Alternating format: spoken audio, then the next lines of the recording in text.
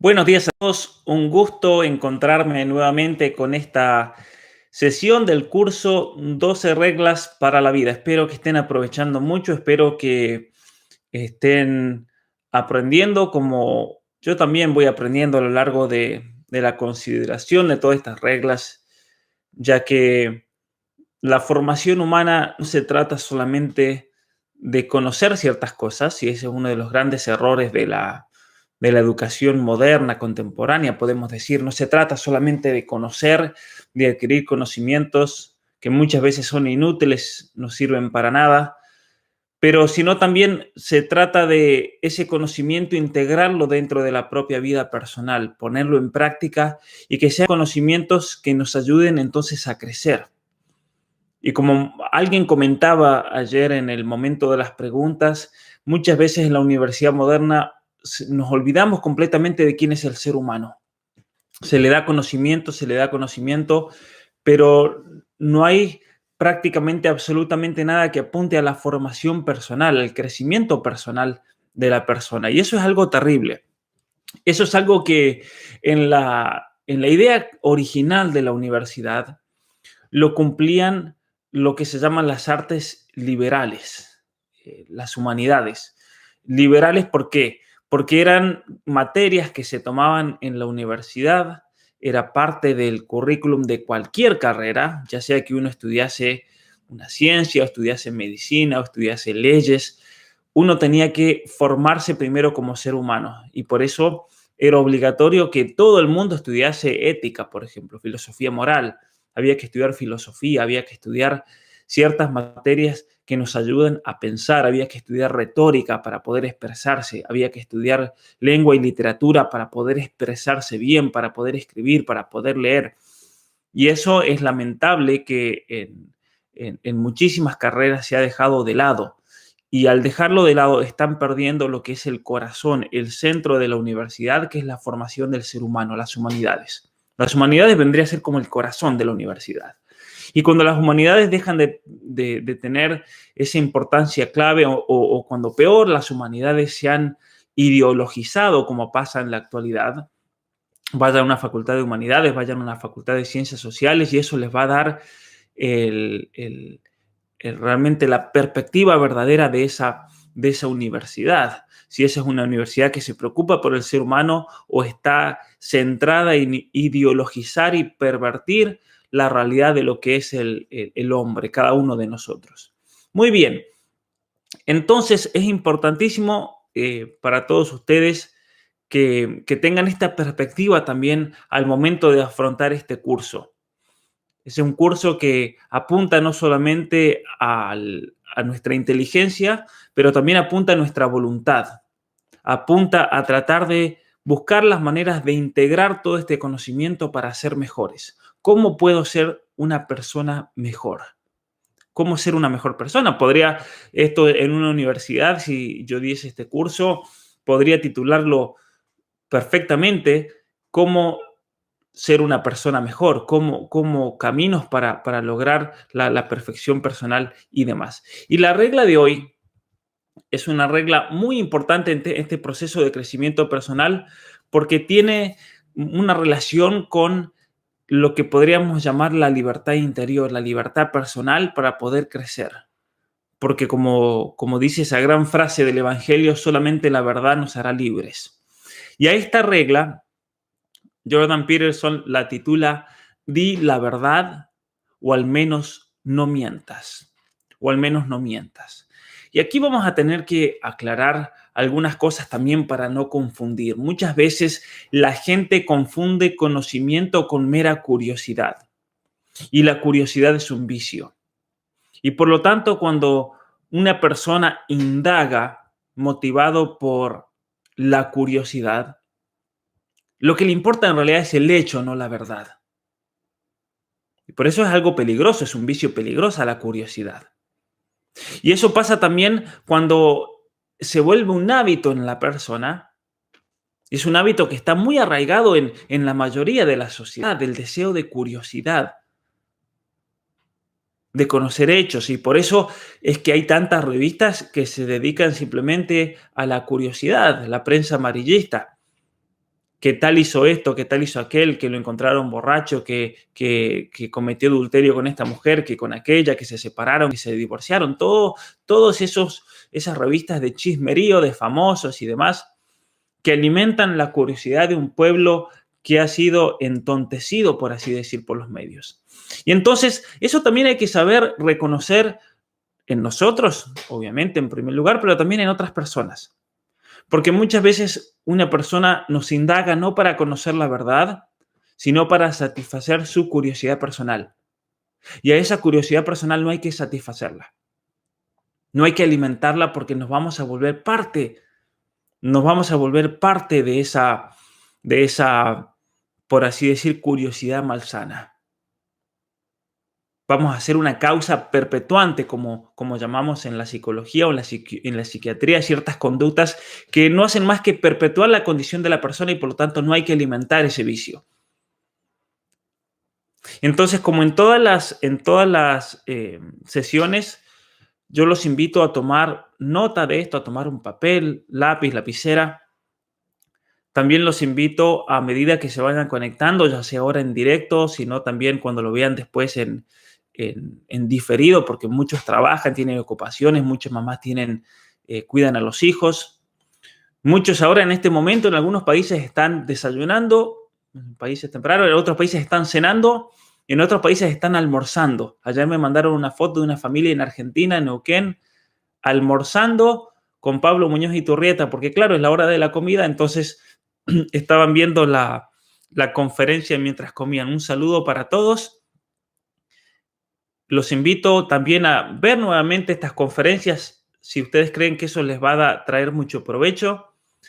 Lo que quería mencionar es vayan dándole me gusta, por favor, para contabilizar cuántas personas entonces están tomando el curso en diferido también para tener una contabilidad de eso. Como les decía, hay muchas personas tomando el curso de distintos lugares del mundo.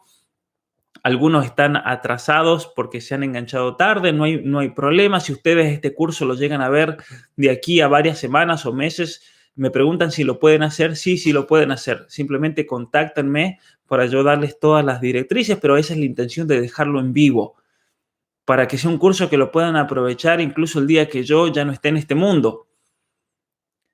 Y la regla de hoy es una regla muy importante porque, como yo les decía recién, vivimos en un mundo que no busca la verdad, sino satisfacer la propia curiosidad.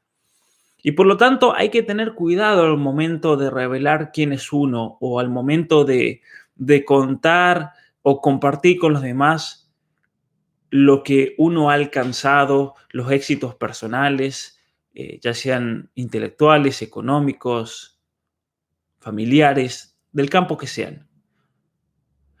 Porque hay gente, lamentablemente en este mundo, que se mueve por principios totalmente distintos a los que manifestamos en esta regla. ¿Sí? Se mueve por lo que podríamos decir los principios del mal. Y por lo tanto van a tratar de usar cualquier cosa para destruirnos, para aprovecharse de nosotros. Porque ese es el peligro de la envidia. La envidia que se alimenta del conocimiento de lo bueno de otra persona y hace lo posible y maquina para tratar de destruirlo. Los celos. Entonces uno tiene que ser prudente también y tener mucho cuidado a quién le cuenta las cosas buenas y a quién le cuenta también las cosas malas.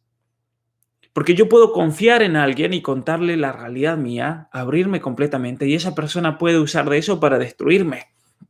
Es muchas veces lo que pasa en el matrimonio. ¿Por qué hay matrimonios que se terminan autodestruyendo? Porque los esposos se conocen mejor que nadie. Y los esposos no solamente se conocen del otro lo bueno, sino también el punto débil. Y entonces con gran malicia yo podría usar el punto débil de una esposa, lo que yo sé que la puede destruir psicológicamente, interiormente, y usar de eso para atormentarla, para torturarla. Por eso hay que tener discernimiento también. Y decir la verdad siempre, como dice esta regla, no significa ir con un parlante entonces y abrirse espontáneamente a todo el mundo, sino que significa más el no vivir en un engaño y no mentirse a uno mismo, que como consecuencia tiene también, tiene como consecuencia, se sigue naturalmente el mentir al prójimo, el armarse una realidad que no existe. Vivimos en una sociedad, como me comentaba alguien, que la única virtud aceptada es una falsa noción de tolerancia. Porque además es una falsa tolerancia. La tolerancia no significa lo que la quieren hacer, lo que quieren expresar hoy en día. Es una falsa noción de tolerancia. Y decir la verdad, por lo tanto, equivale a un discurso de odio, incluso criminalizado. Criminalizado. Aquí en Canadá, supongamos, voy a poner un ejemplo, porque no significa que, por lo que voy a decir, que no hay que generalizar nunca, pero si una persona musulmán llega a cometer un atentado, si yo llego a decir que ese musulmán y es musulmán y cometió un atentado terrorista y hago una conexión entre ese atentado terrorista y el Corán y lo que esa persona profesa, eso es condenable aquí en Canadá. Se le llama, es el crimen de odio de islamofobia. No se puede. O sea, decir la verdad a veces equivale al discurso de odio. O el no aceptar el género de una persona, el género autopercibido, que es una mentira. Eso es discurso de odio. Y entonces legalmente se fuerza a que la persona mienta, como pasa en Argentina con la ley de identidad de género también. Porque es una ley destructiva. Es una ley nefasta. Porque socava los fundamentos de nuestra civilización. Y aquí vamos a ver el impacto social que tiene la verdad y el impacto social que tiene la mentira. Porque en nuestra civilización occidental, hemos llegado a un momento histórico, gracias obviamente al cristianismo, pero en nuestra civilización occidental, con toda la herencia clásica de la tradición griega, la tradición romana, el pensamiento, en el cual nosotros podemos vivir en una situación histórica en la cual no estamos apremiados por esa necesidad de supervivencia. Y eso es lo que ha permitido que podamos crecer intelectualmente, que podamos inventar cosas, que podamos tener tiempo para leer, tiempo para estudiar. Como veíamos ayer en la regla, con respecto a buscar lo que tiene sentido, no lo que más nos convenga. El hecho de encontrarle sentido a la vida está proporcionado también por una situación y buscar orden y demás, por toda una civilización y un orden social que nos permite entonces salir de ese caos de la búsqueda constante para poder sobrevivir, como el caso de los esquimales que yo le contaba, que observé en Groenlandia, que pasa aquí en el norte de Canadá, gente que vive en el día a día para poder sobrevivir y no le da el tiempo para nada más. Como pasa muchas veces en el caso de Argentina, muy conocido, de que el aborto está siendo promocionado por mujeres feministas, todas de clase media alta. Porque claro, como viven en un estado de vida en el cual se ha superado esa necesidad del día a día, entonces se preocupan por cuestiones ideológicas, tienen el tiempo para esas estupideces. Pero uno va a un lugar pobre en Argentina, a una villa miseria, y nadie se plantea el aborto, nadie anda con el pañuelo verde porque no tienen tiempo para eso. Hay gente que está luchando por sobrevivir el día a día. Y entonces viene el marxista inspirado, que generalmente es gente de clase media alta, el que va a la universidad, que cree que tiene la solución para esos pobres. Y vive en una mentira ideológica. Entonces, la mentira tiene una consecuencia social también, muy grave, así como también la verdad.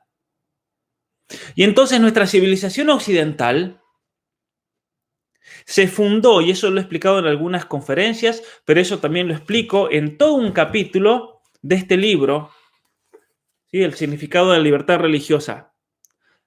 Todo un capítulo donde explico el origen de una palabra que se llama juramento. El juramento es lo que hizo posible nuestra civilización occidental. Porque solamente cuando nos confiamos los unos a los otros es que podemos establecer relaciones sociales.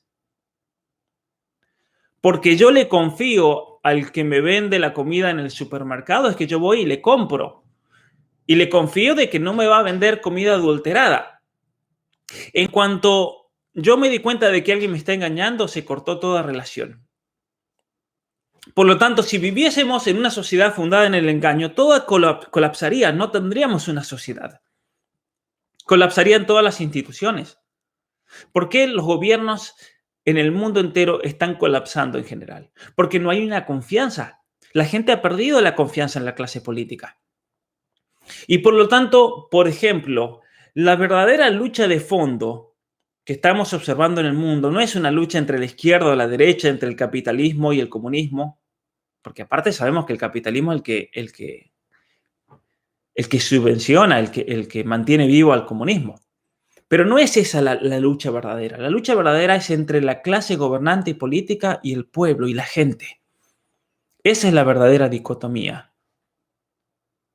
Porque se ha perdido, ¿qué cosa? La confianza por la corrupción política, por la corrupción de las Naciones Unidas, por la corrupción de la Organización Mundial de la Salud, por la corrupción de tantas instituciones. Y entonces, la confianza es lo que ha hecho posible toda una civilización y esa confianza se le dio un carácter jurídico, que es lo que se llama el juramento.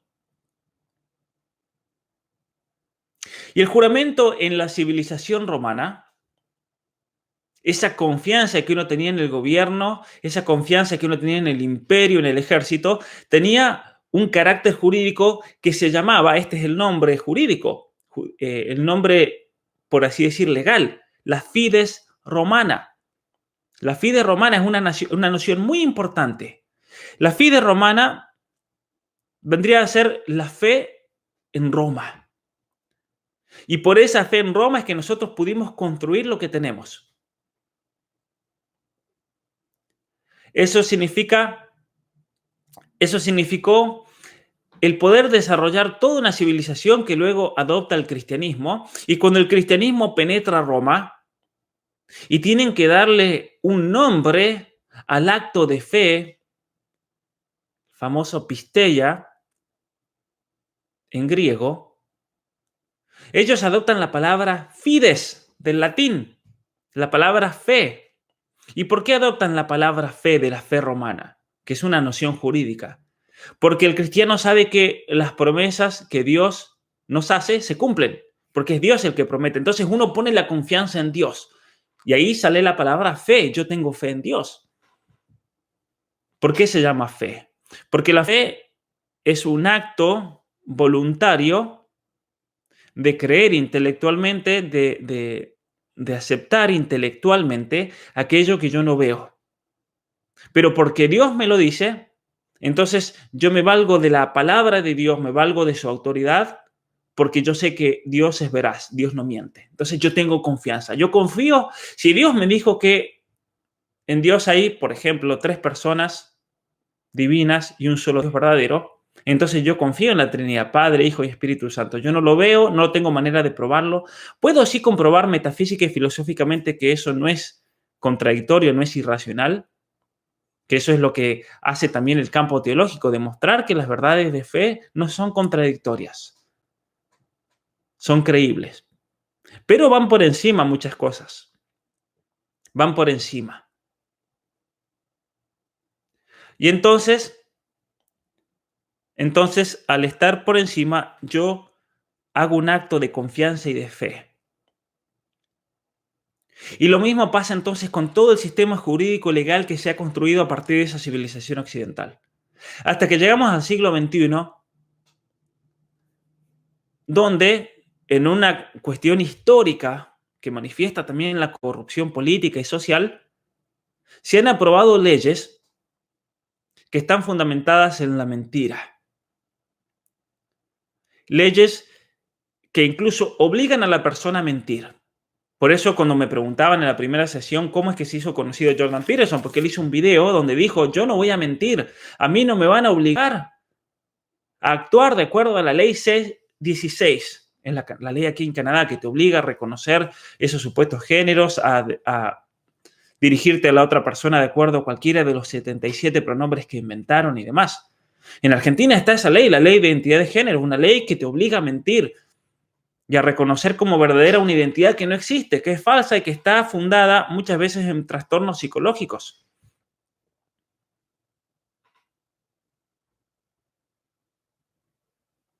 Muy bien. Entonces, la importancia, la importancia de la verdad. Y faltar a la verdad, por muy buenas intenciones que motiven esa decisión, es algo que puede generar consecuencias imprevistas y desastrosas, incluso para una institución. Para una institución. Muchas veces con buena intención. Esto es el caso que a mí me tocó vivirlo porque estuve ahí desde el momento que explotó en el año 2002, cuando sale, por ejemplo, se hace público, en realidad es una realidad que existía desde los años 60, pero se hace público el hecho de que dentro de, en la Iglesia Católica, lo digo porque es un ejemplo reciente y fácil de entender, lamentablemente en los años 60, esto comenzó dentro de los jesuitas, y eso lo sé por jesuitas, profesores míos y demás que me contaron en Estados Unidos, pero lo sé también porque está demostrado que le abren la puerta a personas homosexuales a los seminarios. Les abren la puerta. ¿Y qué pasa? Dejan de lado criterios que eran esenciales en el momento de discernir quién podía entrar a la vida religiosa, al sacerdocio y demás.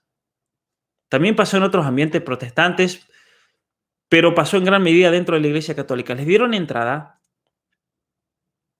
y dentro de los seminarios en Estados Unidos, en los años 60, 70, 80, hubo una subcultura, por así por así decir, en los seminarios de homosexualidad, donde había personas que vivían activamente la homosexualidad.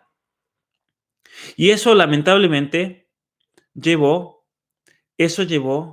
a lo que se conoció después como los casos de abuso sexual, que en realidad no son abusos sexuales ahora, de los últimos 10 años, 15 años, 20 años, cuando se destapó, sino que eran todos muchos casos de los años 60, 70, 80. Casos de, pasaron hace 50 años, hace 40, hace 30. Pero eso se ocultó con la buena intención en su momento, cuando eso saltaron, porque eso se sabía en los ambientes internos, se ocultó porque decían, bueno, estamos convencidos de que la iglesia es una institución de origen divino. Fue fundada por Cristo. Y por lo tanto debemos protegerla y proteger de cualquier cosa, aunque sea humana, que la haga parecer no divina ante el mundo. Entonces se tapó toda una realidad que después, cuando explota, tuvo consecuencias inimaginables. Hubiera sido mejor en ese momento haber reconocido ciertas faltas en vez de haberlas tapado, ocultado, porque una mentira siempre, como vamos a ver a lo largo de esta regla, lleva a otra. Y esa mentira lleva a otra y a otra hasta que se va armando toda como una burbuja, por así decir. Y eso es terrible, tiene consecuencias terribles para una institución, tiene consecuencias terribles para una persona, para una familia. Entonces, acudir a la respuesta más fácil para escaparme de una situación o decir la verdad y responsabilizarme sobre algo son dos opciones distintas.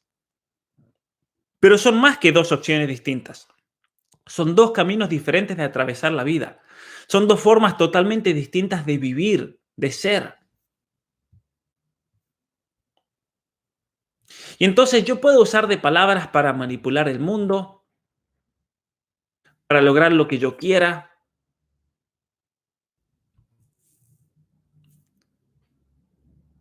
Eso es lo que se llama, por ejemplo, actuar políticamente. Lamentablemente, hoy en día, actuar políticamente implica en esa noción el mentir. Lo cual también es una tergiversación de la vida política. Si nosotros leemos, y espero también en el futuro ofrecer un curso, porque hay muchos jóvenes que están interesados en estudiar geopolítica, ciencias políticas y demás, la clave es leer la política de Aristóteles y los grandes comentarios que han habido a lo largo de los siglos. Y la vida política, de la polis de la ciudad, hace referencia a la prudencia política, que es la virtud más grande que podamos adquirir. La prudencia política, el saber ordenar con respecto a la sociedad. La virtud que debe tener el presidente de una nación, un senador, un diputado, un parlamentario, que obviamente es la virtud que menos tienen.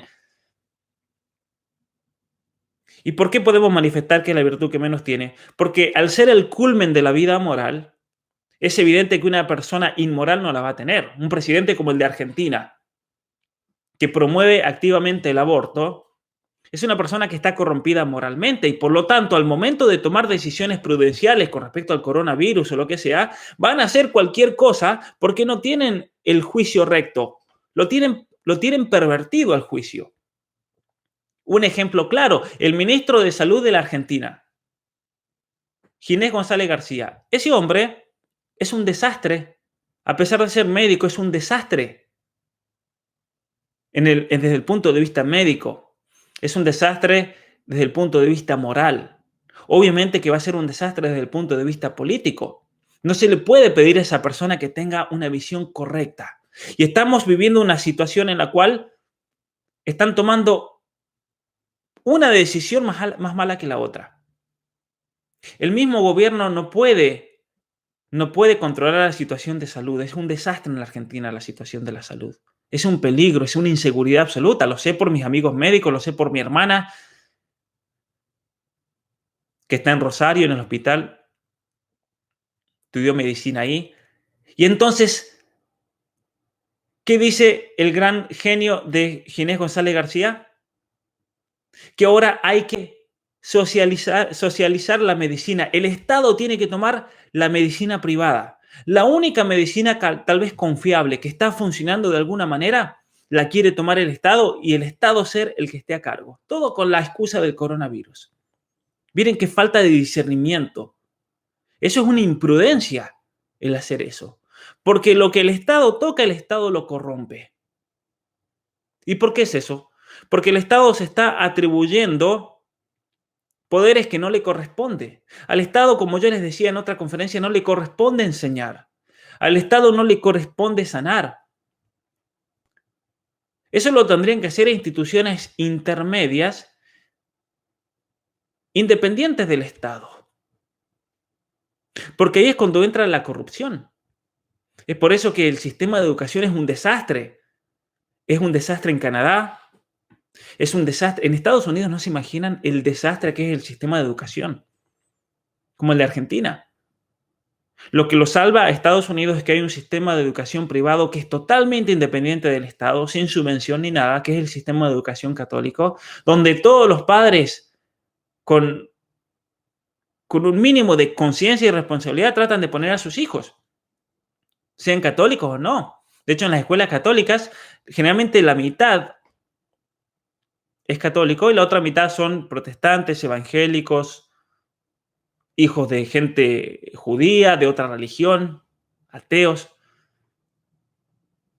¿Por qué? Porque se dan cuenta que si realmente quieren que sus hijos se eduquen, hay que meterlos en el sistema que está fuera del gobierno, que es el sistema de educación católico. O hacer homeschooling, como pasa en Canadá. Aquí en Canadá, el gobierno totalitarista que tenemos, cuando el padre del actual primer ministro fue primer ministro, Pierre Trudeau, le quitaron la educación a todas las instituciones privadas en Canadá. En Canadá no existe la educación privada. El gobierno se la quitó a la Iglesia Católica, se la quitaron a los evangélicos. Tomaron todo. De hecho, aquí en Canadá está la escuela pública y está la escuela católica. Pero esa escuela católica depende del Estado, no depende de la Iglesia. Y de hecho esas escuelas son peores que las públicas muchas veces, porque las usan a propósito con el nombre católico para ideologizar incluso aún más. Entonces, lo que el Estado toca, el Estado lo corrompe. Y es por eso que actuar políticamente... Muy bien, bienvenidos a todos nuevamente. Se cortó el internet en al menos esta región de Canadá, por eso es que no pudimos seguir la sesión. Tuve que crear una nueva una vez que volvió el internet.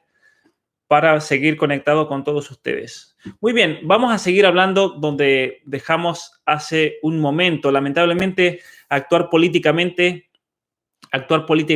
es sinónimo de tergiversar, de mentir, es sinónimo de que tenemos que trabajar por todos de acuerdo a los intereses de todas las personas, especialmente de las minorías supuestamente oprimidas. Y eso es mentira.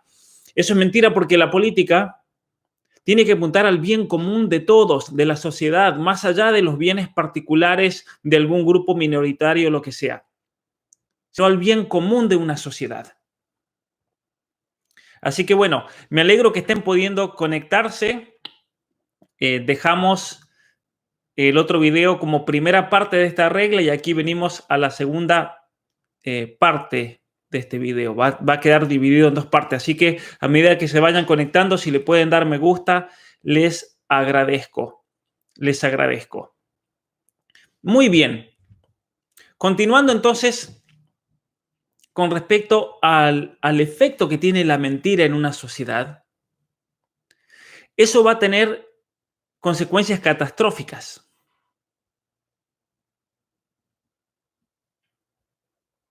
Muchas veces nosotros podemos ir configurando, por así decirlo, lo que ese gran psicólogo Adler, psicólogo austríaco Alfred Adler, llamó las mentiras de la vida.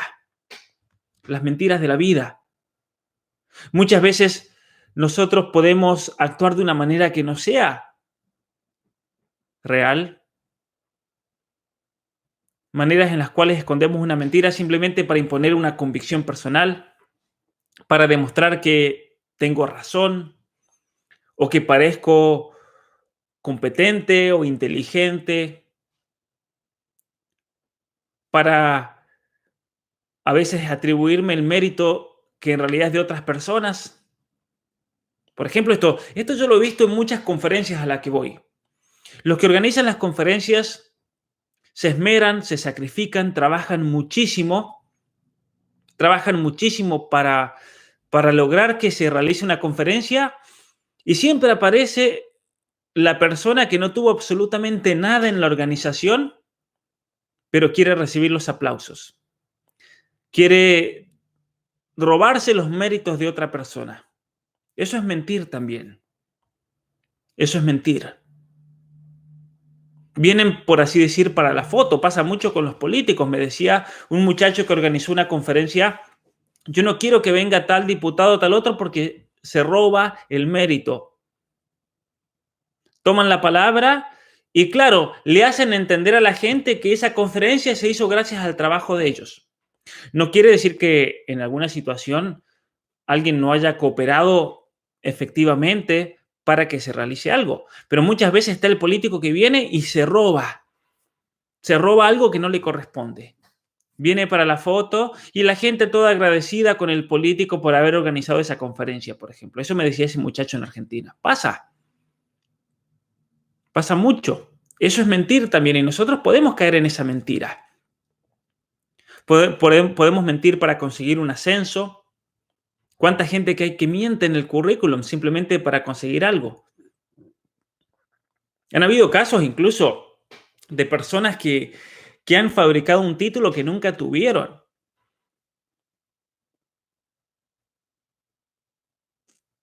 Incluso en Alemania hubo un caso eh, que resonó mucho mientras yo estudiaba ahí porque había una profesora en una universidad, no recuerdo cuál era, pero era una persona bastante conocida. Y claro, ella refregaba el doctorado que tenía por todos lados y resulta que descubrieron que ella había plagiado absolutamente todo ese doctorado. Era una mentira, lo había copiado textualmente.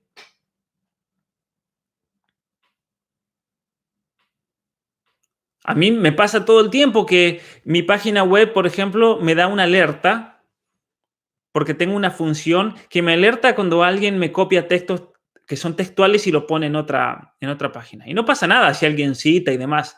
Pero me he encontrado con páginas web que hay personas que se ponen como si fuese de su autoría textos que son copiados y pegados de mi página web.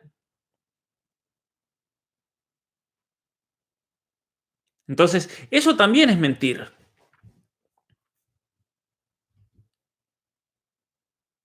O personas que escriben un artículo en un diario, eso me ha pasado mucho, y yo tengo mucha memoria, y una memoria fotográfica que me doy cuenta de dónde sacan ciertas palabras o ciertas frases. Si yo leí un libro y después en otro lugar veo un párrafo, yo me voy a dar cuenta generalmente de que ese párrafo lo sacaron de tal libro y de tal lugar.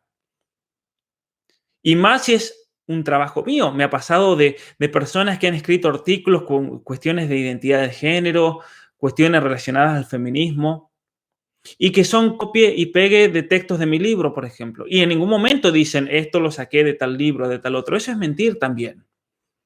El no citar y no darle el reconocimiento debido, porque ellos no tuvieron que hacer el trabajo de leerse 800 artículos científicos. Claro, muy fácil copiar un texto y atribuírselo como propio.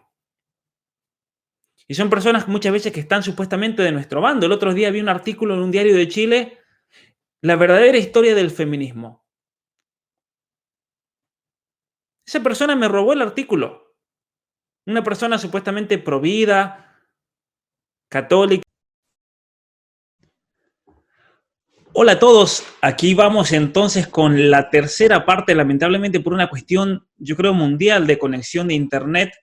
Hicimos una primera parte de unos 40 y tantos minutos en YouTube, luego otro video de 10, se cortó nuevamente, así que continúo aquí con este otro programa y lo voy a subir en YouTube. Entonces, si comienzan a ver este programa para la tercera regla, les recuerdo que hay dos videos antes que tienen que ver, que son parte también de esta regla. Pero veníamos hablando acerca de las mentiras de la vida. Una persona que vive una mentira de la vida, que veníamos mencionando en el otro video, lo que hace es intentar manipular la realidad a través de su conocimiento, a través del pensamiento, de la acción, de tal modo que la persona logre el resultado que había ya predeterminado. Por ejemplo, la persona que miente para esconder algo, tapar algo que había hecho. Y entonces, por medio de la mentira, logra eso que él había predeterminado, que era que la realidad no salga a la luz. El hecho de un abuso, el hecho de un robo, el hecho de uno haber roto algo y lo tapa o le echa la culpa a otra persona. Se pasa a los niños, le echan la culpa a otro.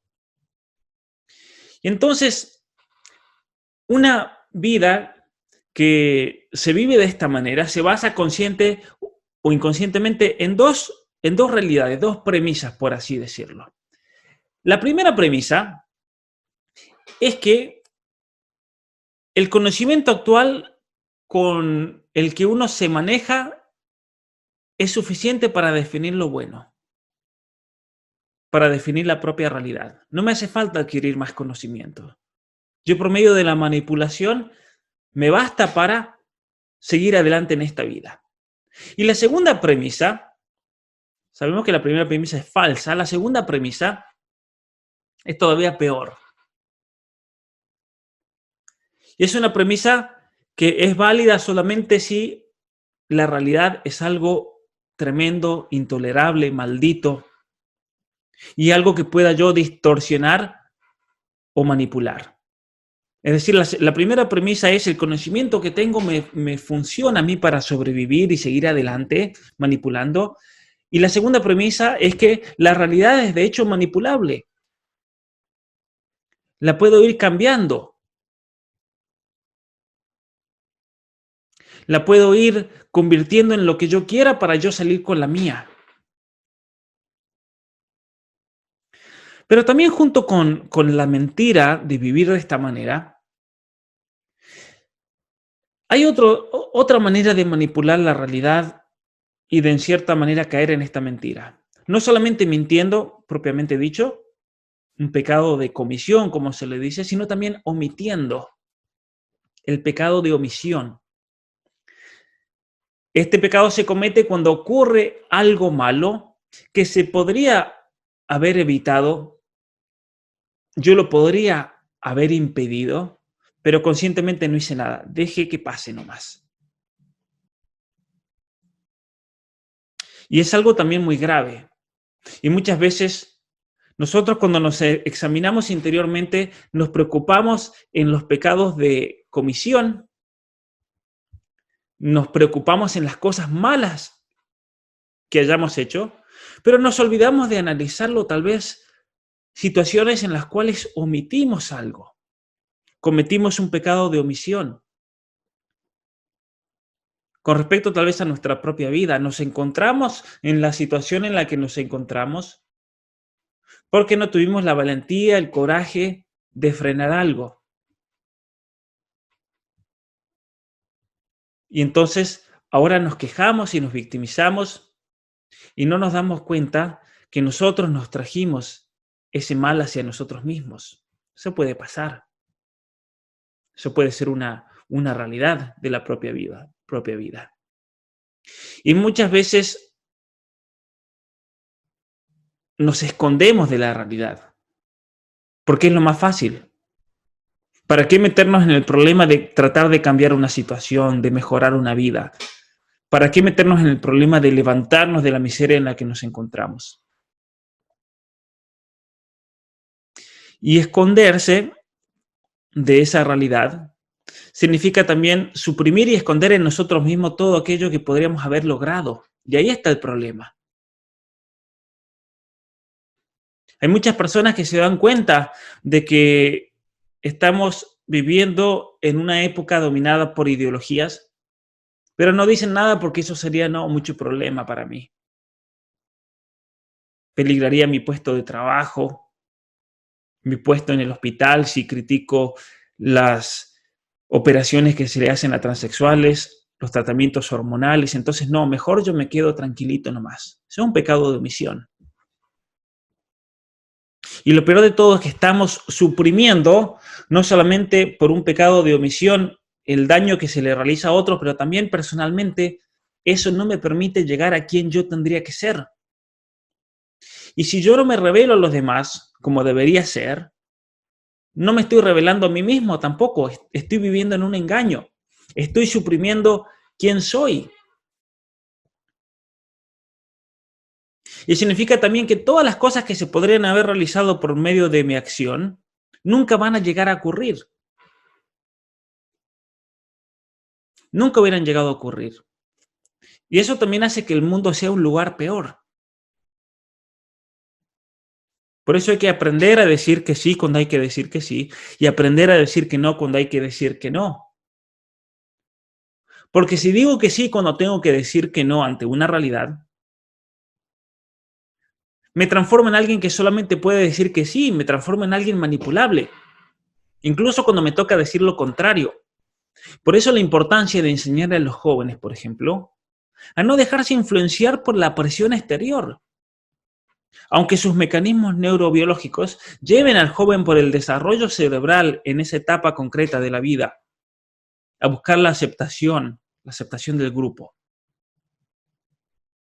a buscar esa satisfacción inmediata, a decir, no, me voy a sacrificar por un bien futuro y no caer a la presión del grupo, a fumar, a drogarse, al sexo, a lo que sea.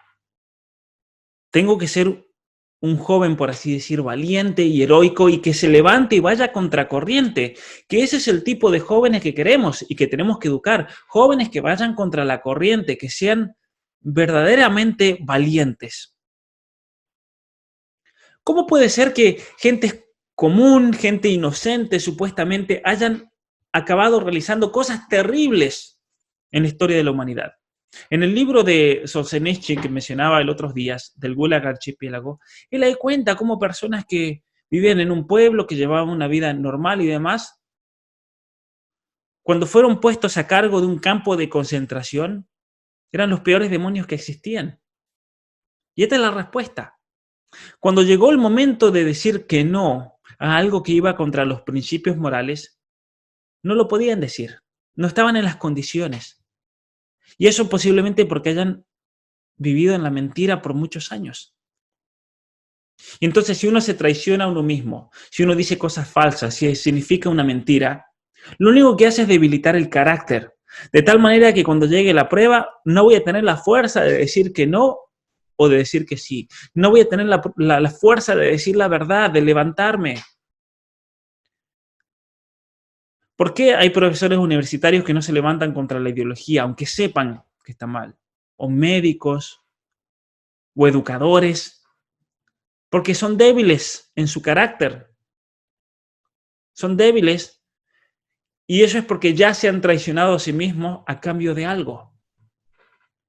Y entonces intentarán esconderse y no se van a poder esconder, no van a poder salir del sistema porque no se manifestaron cuando tendrían que manifestarse y van a terminar claudicando y enseñando o haciendo cosas terribles. Cosas terribles. Entonces, en una circunstancia así, el problema no es la visión que nos hayamos hecho o el plan para poder alcanzar esa visión determinada, sino algo que va mucho más allá del plan y de la visión, que son los valores fundamentales que guían nuestra vida. Porque la visión que tengamos de la vida se relaciona con el plan que diseñemos, pero todo esto va a estar determinado por un valor básico y más importante. Y eso es lo que presenta esta regla. Que ese valor básico, esencial, sea la verdad, el vivir en la verdad. Porque eso nos va a dar los parámetros necesarios para limitar la incertidumbre, la ansiedad, el no saber qué pasa.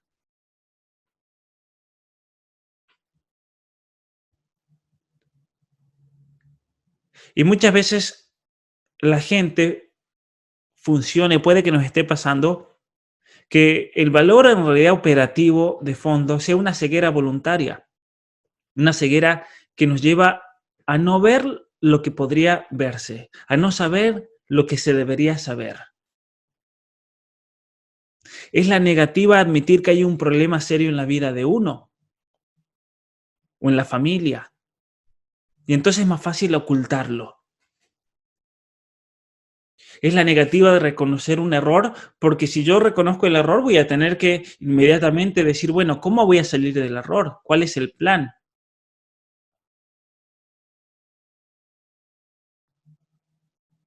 Y entonces es aquí cuando se juega la importancia de los valores en nuestra propia vida. Porque el error requiere un sacrificio. Veníamos hablando de los sacrificios en la regla de ayer. El error requiere el sacrificio de corregirlo. Entonces, un error grave va a requerir un sacrificio grave. ¿Y cómo voy a aceptar la verdad si no estoy dispuesto a sacrificar algo? Muchas veces aceptar la verdad exige un sacrificio. Pero si he estado rechazando la verdad por tanto tiempo, viviendo en esas mentiras de la vida que mencionábamos, entonces, ¿cómo voy a salir de esa situación? Muchas veces podemos vivir en la soberbia, cuando la persona se cree que tiene la certeza de todas las cosas y está embriagada, por así decir, con su conocimiento, con su brillantez, entonces a esa persona no le cuesta nada ignorar el error y barrer, poner toda esa basura debajo de la cama o debajo de la alfombra. Pero ese es un modo de vida inauténtico. ¿Ha ocurrido lo que yo quería con mi vida? Y uno puede decir, bueno, nos preguntamos en las otras reglas, ¿quiero ser una persona mejor? ¿Qué persona quiero ser? ¿En qué cosas voy a mejorar? Y nos vamos a preguntar de aquí a una semana o dos, ¿ha ocurrido lo que yo quería? No. Y entonces, o bien mi objetivo o mi estrategia no eran adecuados. Eso significa que hay cosas que tengo que aprender.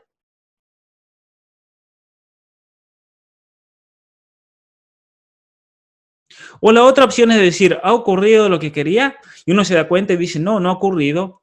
Y le echa la culpa al sistema. Entonces el mundo es injusto, la gente me pone trabas. Y ahí es cuando comenzamos a vivir en una mentira. Cuando nos sacamos la responsabilidad de encima, es cuando nos adentramos en la mentira. Una de las cosas más interesantes que demuestra Solzhenitsyn en este, nuevamente, libro, El Gulag Archipiélago, es la relación que había entre la Unión Soviética y la mentira de la gente. La gente había caído en el sistema soviético en una situación en la que normalizaban la mentira y la mentira era necesaria para sobrevivir. Y entonces se acusaban entre ellos, acusaban a familiares, acusaban a gente inocente de cosas que nunca habían hecho solamente para parecer bien ante el sistema y así evitar la muerte momentáneamente. Entonces, claro, yo decía, yo soy fiel al Estado, soy un comunista fiel, y entonces denuncio a mis padres de maquinar un atentado contra el Estado, aunque era mentira, pero eso para obtener favores, y así se iban traicionando incluso dentro de las mismas familias. Todo por la mentira, porque habían caído en un tipo de posesión ideológica.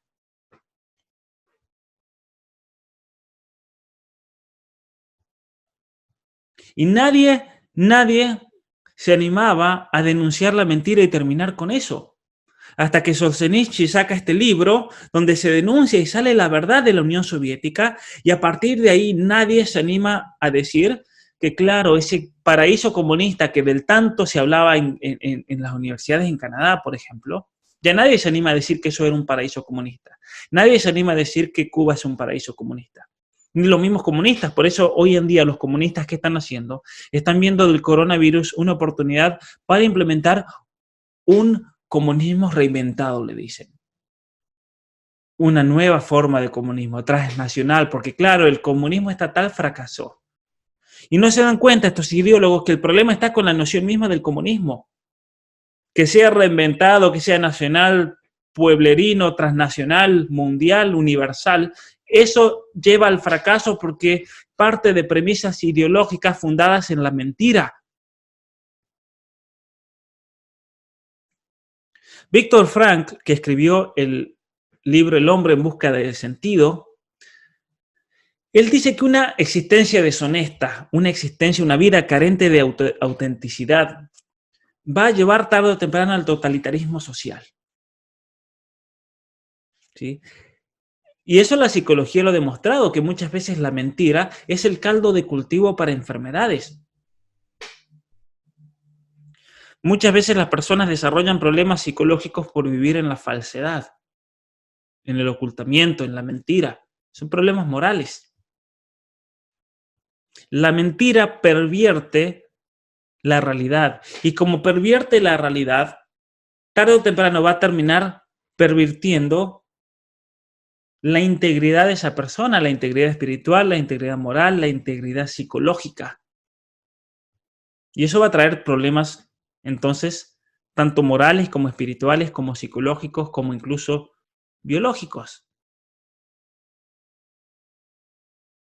Porque somos seres somáticos. Soma significa cuerpo en griego.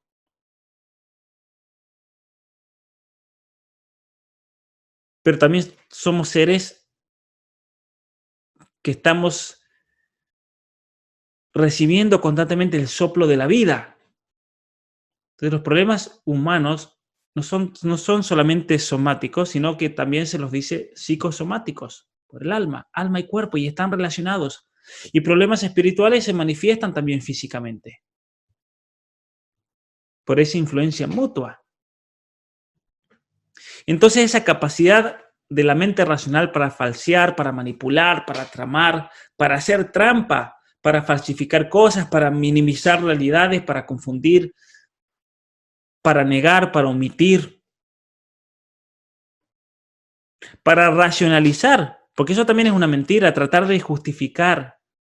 Ese es el problema de las ideologías, que tratan de justificar y racionalizar una falsedad, una mentira.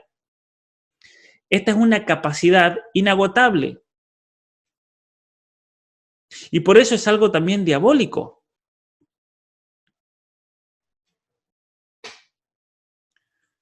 Porque la racionalidad, nuestra razón, tiene una capacidad desordenada, por así decir, de absolutizar todo. De elevar lo que conoce, lo poco que conocemos al estado de absoluto. Esta es la mente del ideólogo. Ciertas premisas las eleva al carácter de absoluto y que se aplican en toda situación. Una solución simplista, que es la característica del totalitarismo. Y la gran tentación del ser intelectual es glorificar su propia capacidad y sus propias obras. ¿Por qué? Porque después, si glorificamos nuestra propia obra, nuestro modo de pensar, significa que no hay nada trascendente, nada que escape al dominio. Y entonces no hay nada importante para saber. Y si no hay nada importante para saber y mi producción intelectual es lo máximo, no hay lugar para nada, ni siquiera para Dios. ¿Y qué es lo que me va a salvar? Lo que yo ya sé, la fe en lo que conozco. Eso es lo que dice el totalitarismo. Pero no es eso lo que nos salva. Lo que nos salva ante el sufrimiento, ante el dolor, ante el mal, es la voluntad de aprender aquello que no sabemos. Es la fe, por así decir, en la posibilidad de transformación del ser humano. El saber que sacrificándome yo voy a crecer. El siendo responsable. El asumiendo mis propias culpas y las consecuencias que han tenido mis culpas. Y entonces, el engaño, en definitiva, lo que hace es que la persona sienta una miseria mayor de la que puedan soportar. ¿Por qué es que el comunismo prende muchas veces? Porque el comunismo da una explicación racionalista, simplista, de la propia miseria y justifica la propia miseria. Me da la excusa para victimizarme, me da la excusa perfecta para no ser responsable, para no tener que hacer ese esfuerzo para crecer. Porque la culpa es del Estado, la culpa es de la sociedad, la culpa es del patriarcado. Y entonces la persona termina padeciendo una miseria mucho mayor, culpa de esa mentira. Y eso llena el alma de resentimiento, llena el alma de venganza. Y eso lleva a la muerte que se vio manifestada en los campos de concentración, en el Gulag, los genocidios que realizó el comunismo, Stalin, Mao, que asesinaron a más de 100 millones de personas en el siglo XX. Entonces, es una mentira, un engaño lo que casi destruye a nuestra civilización. Y es un engaño, una mentira que se manifiesta en la ideología de género, en el feminismo, en el posmodernismo,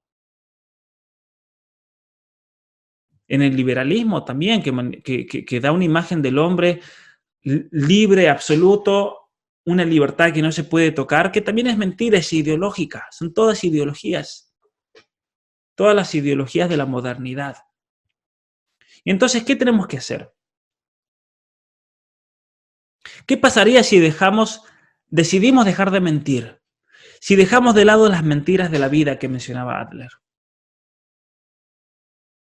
Porque en definitiva nuestro conocimiento va a ser siempre limitado.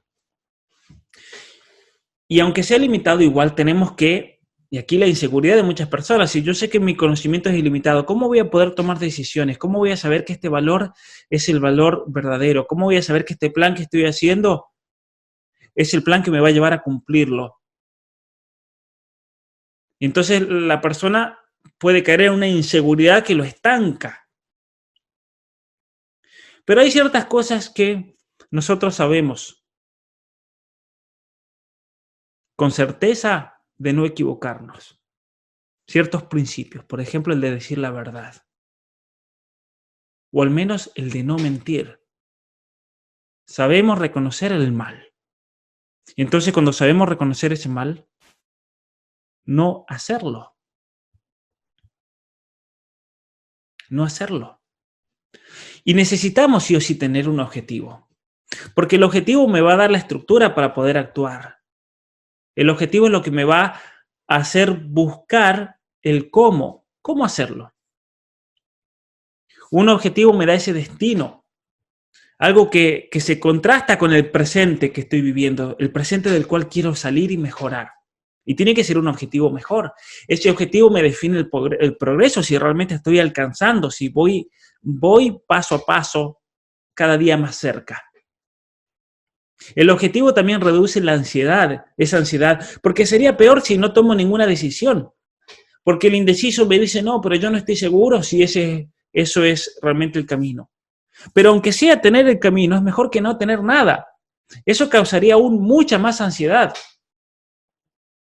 Y por lo tanto, lo que nos da sentido muchas veces es tener que estar constantemente planeando, limitándonos, negándonos, proponiéndonos objetivos para poder vivir. Y es ahí cuando nosotros tenemos que hacer uso de la tradición, de la sabiduría de nuestra civilización. Porque eso nos va a dar herramientas para poder establecer objetivos. Lo que hizo Descartes al comienzo de la modernidad, de tirar por la borda, de quemar toda la tradición de la civilización occidental, fue un error gigantesco. No se puede pretender empezar de cero. Porque si empiezo de cero y lo que yo me propongo es un error, significa que todo lo que se construye a partir de ahí va a ser una mentira, va a ser un error, como ha pasado con el modernismo, con la modernidad, que se construyó sobre presupuestos ideológicos.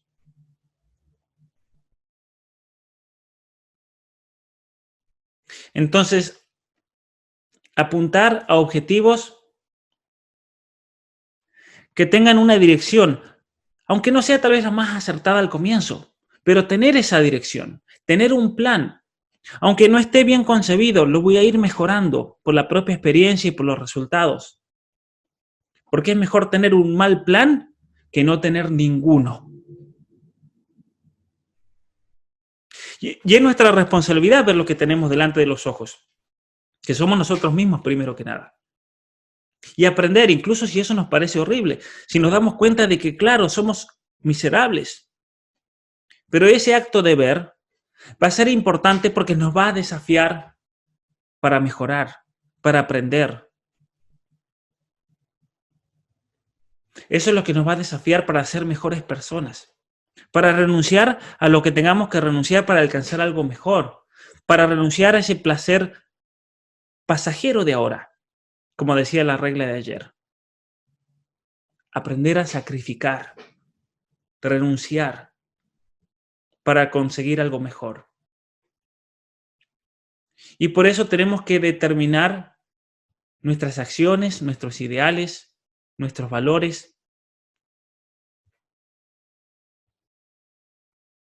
para acercarme de modo más eficiente y eficaz a ese objetivo que tenga. Pero viviendo en la verdad, sin mentir y engañarse a uno mismo. Sin tratar de dar una imagen a uno mismo distinta de la que en realidad es. Porque muchas veces creamos una imagen falsa de nosotros mismos para sentirnos bien.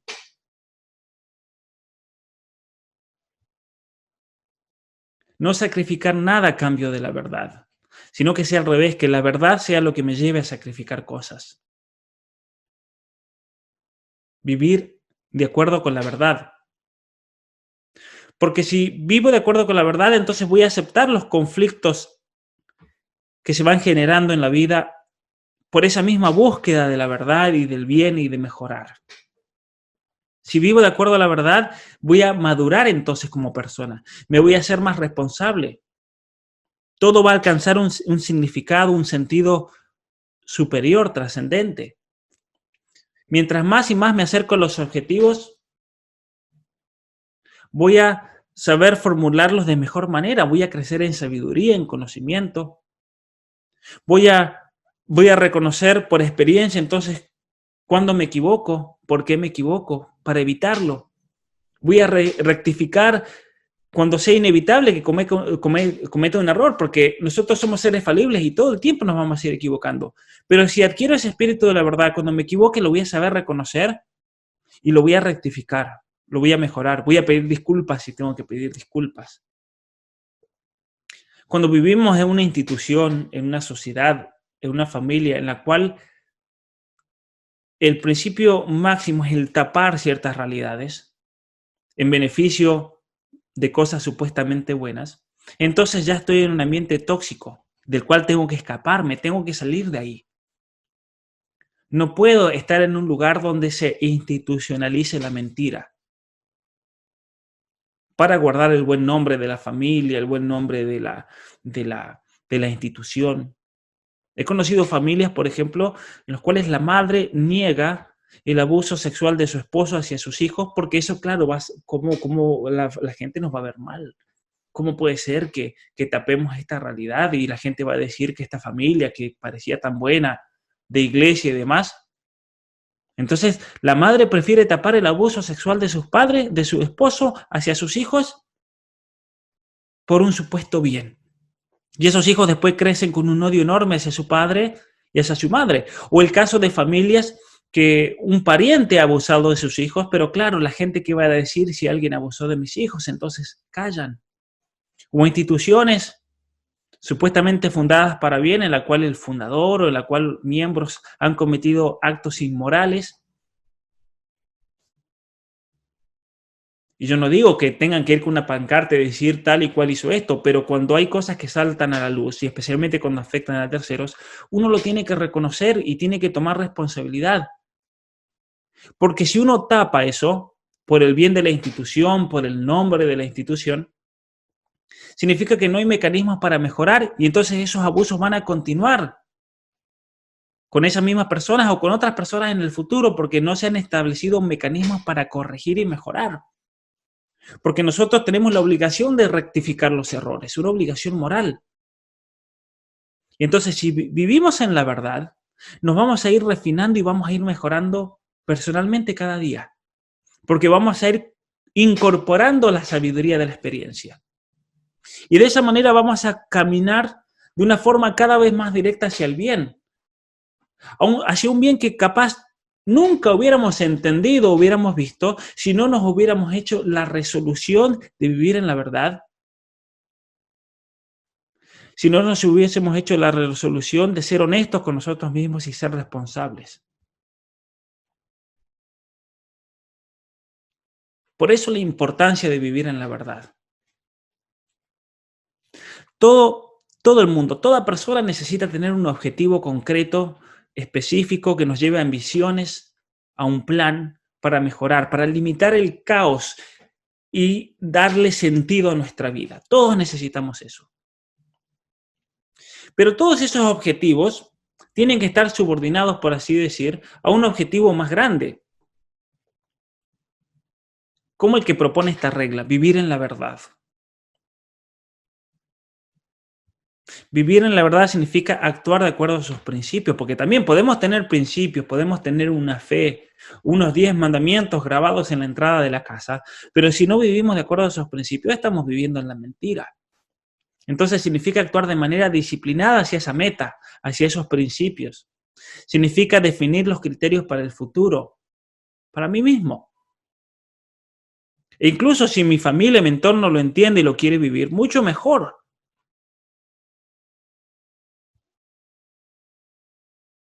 Entonces, no es fácil. Pero cuando se vive en una gran mentira, esa mentira llegó a esa gran mentira, como la Unión Soviética, instituciones que han institucionalizado la mentira. Para llegar a esa gran mentira han necesitado de pequeñas mentiritas. Entonces muchas veces puede pasar que nos imaginemos un mundo alternativo y para llegar a ese mundo alternativo, ese ideal alternativo, hemos fabricado todas mentiras, una mentira tras otra que llega a ser como especie de real ese mundo alternativo, pero es una mentira. Podemos engañarnos a nosotros mismos y a los demás a creer y actuar como si las cosas fueran diferentes, como si no fuesen lo que sabemos que son.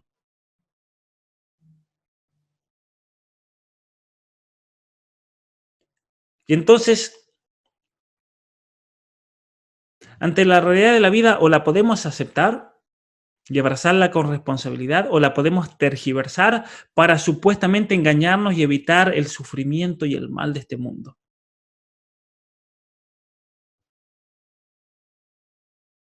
Y esa mentira, que al principio fue pequeña, luego se une con otra, y voy tergiversando toda una realidad acerca de mí mismo. Y nos damos cuenta que una mentira está conectada a todo lo demás, por eso tiene un impacto social. como se ve, por ejemplo, en las leyes de identidad de género, es una mentira. Y cuando una mentira es lo suficientemente grande, todo se echa a perder. La educación pública, ¿por qué se ha echado a perder?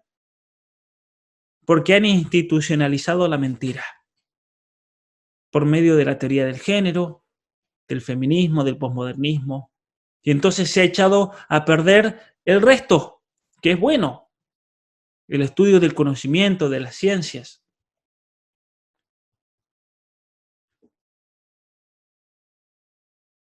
Entonces, cuando se institucionaliza la mentira, se acaba todo.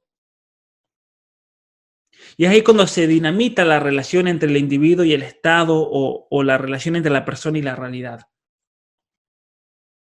Todo se desmorona, la vida se corrompe y entonces la gente cae en la desesperación. El individuo se amarga, se victimiza.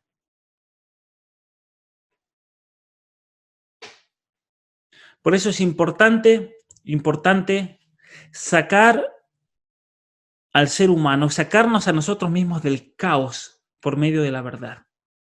Como al principio del Génesis, que Dios transforma y crea el mundo del caos por medio de su palabra. Nosotros también cambiamos y convertimos el caos de la realidad por la palabra, transformando nuestras posibilidades, especialmente las grandes posibilidades que tenemos en el futuro. ¿Y cómo transformamos eso? Cambiando el presente.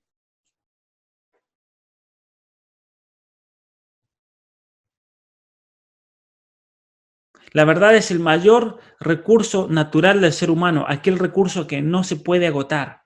Es como la luz en las tinieblas.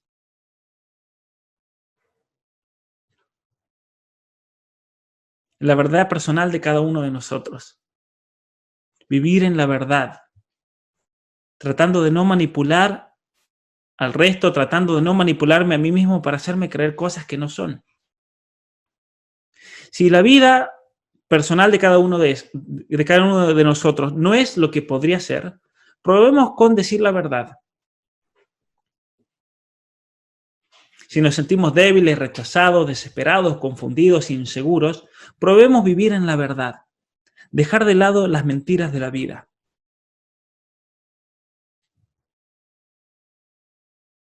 Y vamos a ver cómo nuestra vida se va a ir transformando y nos va a ayudar a salir de la victimización, nos va a ayudar a ser responsables de nuestras propias acciones. Como dice esta regla, di la verdad, pero al menos no mientas. Di la verdad o al menos no mientas. Muchas gracias por haberse conectado a esta sesión que lamentablemente como se cortó internet no pudimos hacer esta parte en vivo. Les recuerdo que este es el de la regla 8. Está dividida en 3 videos.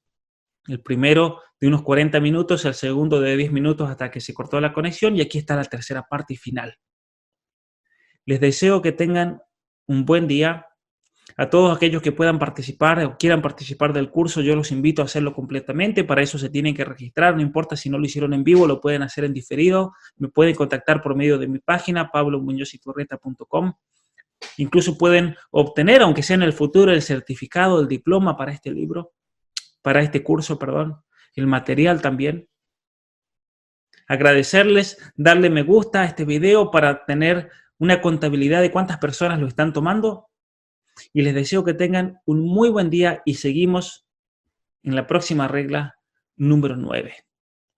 Muchas gracias y que Dios los bendiga.